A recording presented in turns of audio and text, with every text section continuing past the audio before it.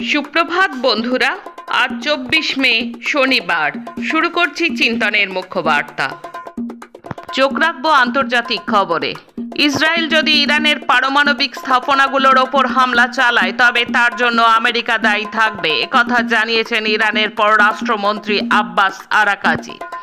রাষ্ট্রসংঘে পাঠানো এক চিঠিতে আরাকাচি বলেন, আমরা বিশ্বাস করি ইসলামী প্রজাতন্ত্র ইরানের পারমাণবিক স্থাপনাগুলোর ওপর যদি ইহুদিবাদী ইসরায়েল হামলা চালায় তাতে আমেরিকার সম্মতি থাকবে এবং তারা এর আইনগত দায় বহন করবে। এর আগে সংবাদ মাধ্যম সিএনএন একাধিক মার্কিন কর্মকর্তার সূত্র দিয়ে জানায়, আমেরিকার গোয়েন্দা দপ্তর যা তথ্য পেয়েছে সেই সূত্র ইঙ্গিত দিচ্ছে যে ইসরায়েল ইরানের পারমাণবিক স্থাপনাগুলোতে হামলার প্রস্তুতি নিচ্ছে। এবার ইসরায়েলি রাষ্ট্রদূতকে তলব করল উরুগুয়ে। এর আগে অধিকৃত পশ্চিম তীরের জেনিন শহরে ইউরোপীয় ইউনিয়ন এবং আরব কূটনীতিকদের একটি গ্রুপের ওপর ইসরায়েলি বাহিনী গুলি চালানোর পর ফ্রান্স, স্পেন, কানাডা এবং যুক্তরাজ্য সহ বেশ কয়েকটি দেশ তাদের নিজ নিজ দেশে নিযুক্ত ইসরায়েলি রাষ্ট্রদূতকে তলব করে। এই খবর জানা গেছে সংবাদ মাধ্যম আল জাজিরা সূত্রে। কেন ইউরোপীয় ইউনিয়ন এবং আরব কূটনীতিকদের গ্রুপে গুলি চালানো হলো সেই বিষয়ে ইসরায়েলের রাষ্ট্রদূতকে স্পষ্ট তথ্য জানানোর আহ্বান জানানো হয়েছে। প্রসঙ্গত বুধবার ইসরায়েলি বাহিনী যাদের ওপর গুলি চালিয়েছে সেসব বিদেশি কূটনীতিকদের মধ্যে উরুগুয়ের একজন প্রতিনিধিও রয়েছেন। আমেরিকার রাজধানী ওয়াশিংটন ডিসিতে ক্যাপিটাল জিউস মিউজিয়ামের বাইরে বুধবার রাতে একটি অনুষ্ঠান চলাকালীন গুলিতে ইসরায়েলি দূতাবাসের 2 কর্মী নিহত হয়েছেন। এই ঘটনায় সন্দেহভাজন একজন ব্যক্তিকে আটকও করা হয়েছে বলে কর্মকর্তারা সংবাদ মাধ্যমকে জানিয়েছেন।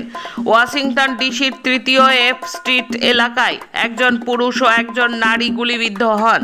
ঘটনাস্থল জাদুঘরের কাছেই। এই এলাকায় আমেরিকার কেন্দ্রীয় তদন্ত ব্যুরো FBI এবং মার্কিন অ্যাটর্নির অফিসও রয়েছে। কখনো কখনো রসিকতা জীবনে বিপর্যয় ডেকে আনে। জাপানের কৃষিমন্ত্রী তাকু ইতো এক অনুষ্ঠানে রসিকতা করে বলেছিলেন তাকে কখনো চাল কিনতে হয় না, কারণ তার সমর্থকরা তাকে অনেক চাল উপহার দেন। ইতো ভেবেছিলেন চাল নিয়ে তার এই রসিকতা জাপানের মানুষকে হাসাবে, কিন্তু এই মন্তব্যে হাসি ওঠার বদলে দেশ জুড়ে শুরু হলো তীব্র প্রতিক্রিয়া। আর এই প্রতিক্রিয়ার চাপে শেষ পর্যন্ত পদত্যাগ করতে বাধ্য হয়েছেন ইতো। জাপানে কয়েক দশকের মধ্যে জীবনযাত্রার খরচ সবচেয়ে বেশি এখন। এর ফলে জাপানের মানুষ এমনিতেই এখন বেশ চাপের মধ্যে আছে। বিদেশি পড়ুয়া ভর্তিতে স্থগিতাদেশ জারি করেছে আমেরিকার শিক্ষা দপ্তর। ট্রাম্প প্রশাসনের কড়া সমালোচনা করল হার্ভার্ড বিশ্ববিদ্যালয়। আমেরিকায় হোয়াইট হাউসের উপদেষ্টা বোর্ডে 2 জন প্রাক্তন জিহাদি। ট্রাম্প প্রশাসনের সিদ্ধান্তে প্রশ্ন তুলেছে বিরোধীরা। অস্ট্রেলিয়ায় পূর্বাঞ্চলে রেকর্ড বন্যা, নিহত 1, নিখোঁজ 3। এই মুহূর্তে বড় খবর, বাংলাদেশের দায়িত্ব ছাড়তে চলেছেন অন্তর্বর্তীকালীন সরকারের প্রধান ইউনূস। বুধবার সেনাপ্রধান জেনারেল ওয়াকার উল জামানের বক্তৃতা নাড়িয়ে দিয়েছে ইউনূস সরকারের ভিত। সেনাপ্রধানের অনাস্থাই শুধু নয়, ইউনূসকে সমর্থনকারী রাজনৈতিক দলের মধ্যেও চলছে নানা দ্বন্দ্ব। ইউনূসেরই কয়েকজন উপদেষ্টার তালিকা দিয়ে তাদের অপসারণের দাবি জানিয়েছে বিএনপি। একই দাবি জানিয়েছে এনসিপির নেতারাও। এই পরিস্থিতিতে বৃহস্পতিবার বিকেলে ঢাকার সংবাদপত্রগুলোতে গরম খবর, পদত্যাগ করতে চলেছেন ইউনূস। সূত্রের খবর, এদিন সন্ধ্যায় নিজের অনুগত ছাত্র নেতাদের ডেকে ডক্টর ইউনূস জানিয়েছেন সবকিছু সামাল দেওয়া তার এখন সাধ্যের বাইরে বলে মনে হচ্ছে। আসছি দেশের খবরে। পহেলগামে সন্ত্রাসবাদী হামলার 1 মাস পেরিয়ে গেলেও প্রধানমন্ত্রী নরেন্দ্র মোদী কাশ্মীরে যাওয়ার সময় করে উঠতে পারেননি। বিহার, রাজস্থানে জনসভা, বিজনেস সামিট উদ্বোধন এবং অবশ্যই সেনা অভিযান নিয়ে আত্মপ্রচারে ব্যস্ত তিনি। তবে কেন্দ্রশাসিত জম্মু কাশ্মীরের মুখ্যমন্ত্রী ওমর আবদুল্লাহ নিয়মিত পাকিস্তানের মোটর হানায় জখম এবং বিধ্বস্তদের সঙ্গে দেখা করে তাদের খোঁজ খবর নেন। শুক্রবার মুখ্যমন্ত্রী জানিয়েছেন, পাক গোলায় জম্মু কাশ্মীরের সীমান্তবর্তী এলাকায় কত ক্ষয়ক্ষতি হয়েছে তার মূল্যায়ন প্রায় শেষের পথে।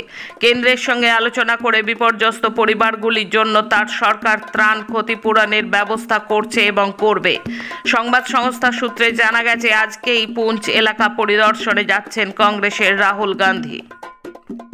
অবিভক্ত জম্মু কাশ্মীরের শেষ রাজ্যপাল সত্যপাল মালিকের বিরুদ্ধে দুর্নীতির মামলায় অভিযোগপত্র দাখিল করল সিবিআই।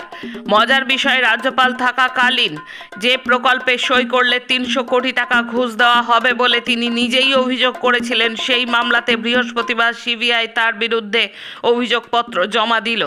যখন পহেলগাঁও কাণ্ড নিয়ে তদন্ত ও সংসদের বিশেষ অধিবেশনের দাবিতে সরব বিরোধী পক্ষ, ঠিক তখনই মালিকের বিরুদ্ধে এই চার্জশিট দেওয়া হলো, যে মালিক নিজে রাজ্যপাল থাকাকালীন সময়ে পুলওয়ামা কাণ্ড নিয়ে নিরাপত্তা ত্রুটি ধরে প্রধানমন্ত্রী মোদির চুপ থাকতে বলার ধমক খেয়েছিলেন। এই সময় সিবিআইয়ের চার্জশিট দেওয়াকে কেন্দ্র করে একাধিক প্রশ্ন এবং সন্দেহ ঘনীভূত হচ্ছে। ছত্তিশগড়ে এনকাউন্টারের নামে সিপিআইএমএল দলের সাধারণ সম্পাদক রাওকে হত্যা করা হয়েছে। মাওবাদী দমনের নামে বিচার বহির্ভূত গণহত্যার বিরুদ্ধে বৃহস্পতিবার হায়দ্রাবাদে প্রতিবাদ জানালেন 12টি বামপন্থী দল। সেই প্রতিবাদ বিক্ষোভে বলা হয়েছে যে মাওবাদীরা যেখানে অস্ত্রবিরতি ঘোষণা করেছে সেখানে এইভাবে বিচার বহির্ভূত হত্যা নিন্দনীয়। মাওবাদী দমনের নামে নিরীহ আদিবাসীদের জল, জমি, জঙ্গল কেড়ে নেওয়ার চক্রান্ত অবিলম্বে বন্ধ হোক। হায়দ্রাবাদের মিছিলে অংশ নেওয়া 12টি বামপন্থী দল হলো CPI, CPIM, CPIML, new democracy, CPIML mass line, MCPIU, CPIML liberation, CPIML forward bloc, RSP এবং এসইউসি। বাংলাদেশের সরকার তাদের নৌবাহিনীর জন্য একটি যুদ্ধ জাহাজ তৈরির বরাত বাতিল করল। কলকাতার গার্ডেন রিচ শিপ বিল্ডার্সকে ওই জাহাজ তৈরির বরাত দিয়েছিল আগের শেখ হাসিনার সরকার। বর্তমান মোহাম্মদ ইউনূসের সরকার বরাদ্দ বাতিল করে দিয়েছে বলে জানা গেছে। ওয়াকিবহাল মহল মনে করছে দুই দেশের চলমান বৈরী সম্পর্কের জেরে এই পদক্ষেপ নিয়েছে বাংলাদেশ নৌবাহিনী। সম্প্রতি ভারত সরকার স্থলবন্দর দিয়ে ভারতে তৈরি পোশাক সহ বাংলাদেশের বেশ কিছু পণ্য সরবরাহ বন্ধ করে দিয়েছে। বাংলাদেশের নৌবাহিনী যে জাহাজটি বরাত বাতিল করেছে সেটিকে কারিগরি ভাষায় বলা হয় ওশেন গোয়িং টাগ। বায়ুসেনায় স্থায়ী কমিশন না থাকায় বৈষম্যের বহু অভিযোগ সামনে আসায় কেন্দ্রকে তীব্র তিরস্কার করল সুপ্রিম কোর্ট। মধ্যপ্রদেশের মন্দসৌরের বিজেপি নেতা মনোহর লালের বিরুদ্ধে একাধিক মহিলার প্রতি শ্লীলতাহানির অভিযোগ সামনে এলো। অস্বস্তিতে বিজেপি। ঝড় বৃষ্টি এবং বজ্রপাতে গত 24 ঘন্টায় 45 জনের মৃত্যু হয়েছে উত্তরপ্রদেশে। মৃতের সংখ্যা সবথেকে বেশি 2 জেলা কাসগঞ্জ এবং ফতেপুরে। এখন রাজ্যের খবর। বিকাশ ভবনের সামনে নয়, সেন্ট্রাল পার্কে নিজেদের অবস্থান কর্মসূচি চালিয়ে যেতে পারবেন চাকরিহারারা। শুক্রবার এমনই বললেন কলকাতা হাইকোর্টের বিচারপতি তীর্থঙ্কর ঘোষ। আদালতের পক্ষ থেকে বলা হয়েছে 200 জনের বেশি লোক নিয়ে অবস্থান কর্মসূচি চালানো যাবে না। এছাড়া পুলিশকে আন্দোলনকারীদের পক্ষ থেকে 10 জনের নাম জমা দিতে হবে। তাদের সাথে যোগাযোগ রাখবে প্রশাসন। এর পাশাপাশি রাজ্যকে নির্দেশ দেওয়া হয়েছে আন্দোলনকারীদের জন্য পানীয় জল, শৌচালয় এবং অন্যান্য প্রয়োজনীয় ব্যবস্থা করে দেওয়ার জন্য। আমি নিজে এখনো না দেখলেও শুনেছি উত্তরবঙ্গ উন্নয়ন মন্ত্রী উদয়ন গুহ আমার উদ্দেশ্যে কিছু হুমকিমূলক কথা বলেছেন। দিনহাটা, কোচবিহার সহ গোটা পশ্চিমবঙ্গে যে দুর্নীতি ও দুষ্কৃতি রাজ চলছে না, এটা কি কেউ অস্বীকার করতে পারে? রাজ্যবাসীকে শুধু বলবো, তৃণমূল ক্ষমতায় আসার পর 8 বার এক ব্যক্তির নেতৃত্বে দিনহাটার সিপিআইএম দলের পার্টি অফিসে হামলা ও ভাঙচুর হয়েছে। পুলিশ কোথায়? আবারও বলছি, পুলিশ যদি থাকতো, পশ্চিমবঙ্গে আইনের শাসন যদি থাকতো, তবে একটা নির্দিষ্ট রাজনৈতিক দলের অফিস ভাঙচুর একজনের নেতৃত্বে পরপর 8 বার হতো না।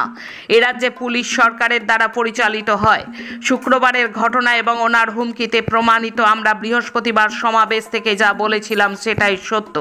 তার সাক্ষী হিসেবে দিনহাটার আক্রান্ত পার্টি অফিসে দাঁড়িয়ে আছে। বৃহস্পতিবার মাথাভাঙায় ডিওএফআইয়ের 20তম কোচবিহার জেলা সম্মেলনের প্রকাশ্য মঞ্চ আরও একবার প্রমাণ করল সমাবেশ থেকে সঠিক কথাই বলা হয়েছে। এই বক্তব্যটি রাখেন মীনাক্ষী মুখার্জি। উল্লেখ্য, বৃহস্পতিবার মাথাভাঙার যুব সমাবেশের প্রেক্ষিতে শুক্রবার দিনহাটায় উত্তরবঙ্গ উন্নয়ন মন্ত্রী উদয়ন গুহ সাংবাদিকদের বলেন, ক্ষমতা থাকলে আগামী 1 বছরের মধ্যে মীনাক্ষী মুখার্জি দিনহাটায় এসে নিজের তেজ ও জোশ দেখিয়ে যান বলে হুমকি দেন। মন্ত্রীর এই হুমকির পরেই তৃণমূলের এক দল কর্মী দিনহাটা পার্টি অফিস প্রমোদ দাশগুপ্ত ভবনে ঢুকে বেপরোয়া ভাঙচুর চালায় এবং ভাঙচুরের নমুনা যাতে জনসমক্ষে না আসে সেজন্য পার্টি অফিসের তালাও ঝুলিয়ে দেয়। পৃথিবীর সর্বোচ্চ শৃঙ্গ এভারেস্ট জয় করে কলকাতায় ফিরলেন রাজ্য পুলিশের কনস্টেবল লক্ষ্মীকান্ত মণ্ডল। শুক্রবার কলকাতা বিমানবন্দরে নামেন তিনি। তাকে অভ্যর্থনা জানাতে বিমানবন্দরে উপস্থিত ছিলেন কলকাতার পুলিশ কমিশনার মনোজ বর্মা সহ অন্য উচ্চপদস্থ আধিকারিকেরা। গত সোমবার 19শে মে সকাল 8:30 নাগাদ পৃথিবীর সর্বোচ্চ শৃঙ্গে পা রেখেছিলেন লক্ষ্মীকান্ত। পশ্চিমবঙ্গ পুলিশের 3য় ব্যাটালিয়নের কনস্টেবল তিনি। বর্তমানে কলকাতা পুলিশ কমিশনারের দেহরক্ষী হিসেবে নিযুক্ত। তবে তিনি একা নন, তার সঙ্গে এভারেস্ট শিখরে পা রেখেছিলেন আরও এক ভারতীয়, গীতা সামতা। সঙ্গী হিসেবে ছিলেন তেনজিং শেরপা এবং লাকপা শেরপাও। শুক্রবার আলমগঞ্জের একটি ভাড়া বাড়ি থেকে রবি মণ্ডল, রমেশ কুমার মণ্ডল এবং মহেন্দ্র কুমার মণ্ডল নামে 3 যুবককে গ্রেপ্তার করে দিল্লি পুলিশের সাইবার শাখা। 3 জনেরই বাড়ি ঝাড়খণ্ডে। 3 জনই জামতারা গ্যাংয়ের সঙ্গে যুক্ত বলেই জানা গিয়েছে। শুক্রবার রাতে ধৃতদের বর্ধমান সিজেএম আদালতে হাজির করানো হয়। দিল্লি পুলিশ আদালতে জানিয়েছে, দীর্ঘদিন ধরে প্রতারণার সঙ্গে যুক্ত 3 জনই বর্ধমানে ঘাঁটি করে প্রতারণা চালাতো। তবে এখনো পর্যন্ত প্রতারণা করে যে টাকা তারা আত্মসাৎ করেছে তার হদিশ মেলেনি। শেষে খেলার খবর। শেষ চেষ্টায় মুখ রক্ষা নীরজের। দোহার পর পোল্যান্ডেও রূপো ভারতীয় জ্যাভলিন থ্রোয়ারের। গত শুক্রবার দোহায় 90.23 মিটার দূরত্বে জ্যাভলিন ছুঁড়েছিলেন নীরজ। তাই তাকে ঘিরে সোনার পদকের প্রত্যাশা ছিল পোল্যান্ডের প্রতিযোগিতায়। পদক পেলেও ভক্তদের কিছুটা হতাশ করেছেন তিনি। শুক্রবার আদ্রিয়ান কর্মকার তার বাবার লন্ডন অলিম্পিক রাইফেল হাতে নিয়ে জার্মানির সুহলে ISSF জুনিয়র বিশ্বকাপে 50 মিটারে তার জীবনের 2য় পদক ব্রোঞ্জ জিতেছে। আজকের মুখ্য বার্তা এই পর্যন্ত। নমস্কার।